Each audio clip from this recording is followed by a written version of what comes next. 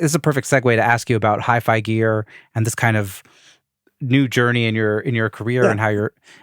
I'll let you tell it. Tell us a little bit about your journey in hi-fi. Okay.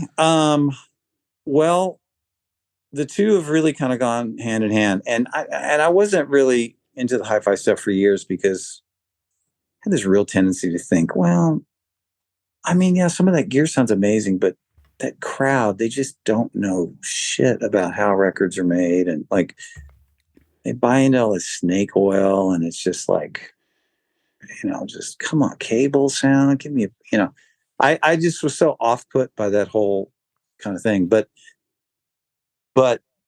I sold hi-fi for years in some pretty nice stores, and I was exposed to really great sound. And I would encourage anybody. I think that's a little bit of what's missing in current modern day audio production is the bar is so low of what a typical engineer hears and thinks is good.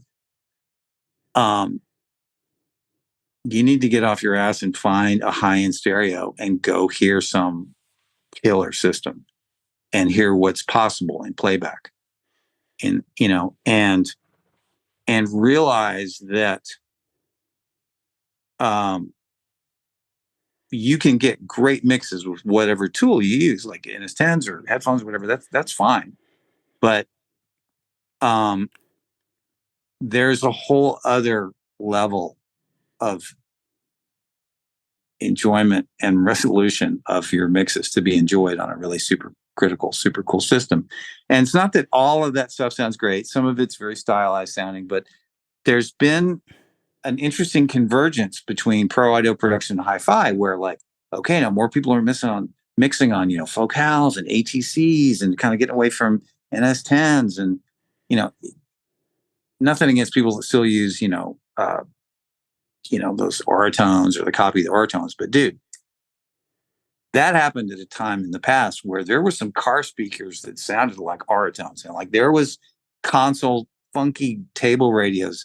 Nobody is going to hear anything that even resembles an Oratone. If you like what it does, but like you're not checking across some broad thing, you're hearing a weird slice that nobody will ever hear. So for me, I would just forget Oratones. They would lead me way too astray. So if anything, check your iPhone, right?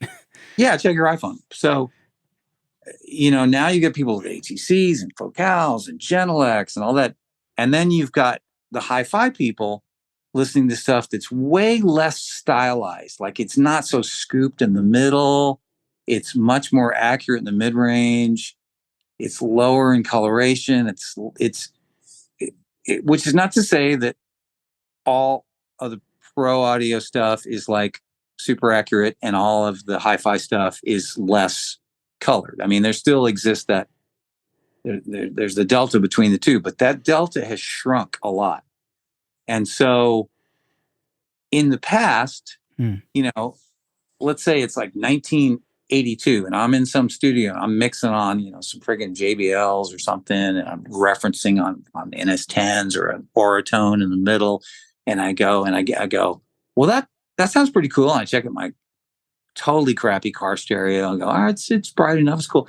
And then I make a CD and I go to my local hi-fi store and I like put them on some Martin Logan electrostatics and go, well, that sounds nothing. That sounds like shit. What am I doing? And then they put on some Bob Clearmountain thing and I go, that sounds pretty badass. What's he doing that I'm not doing? So I can't fault these Martin Logans, even though they're bizarrely different than any record.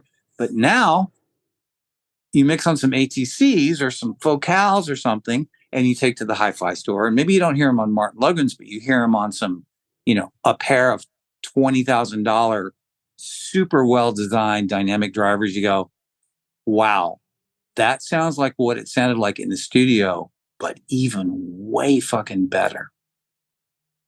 And that's because there's this convergence.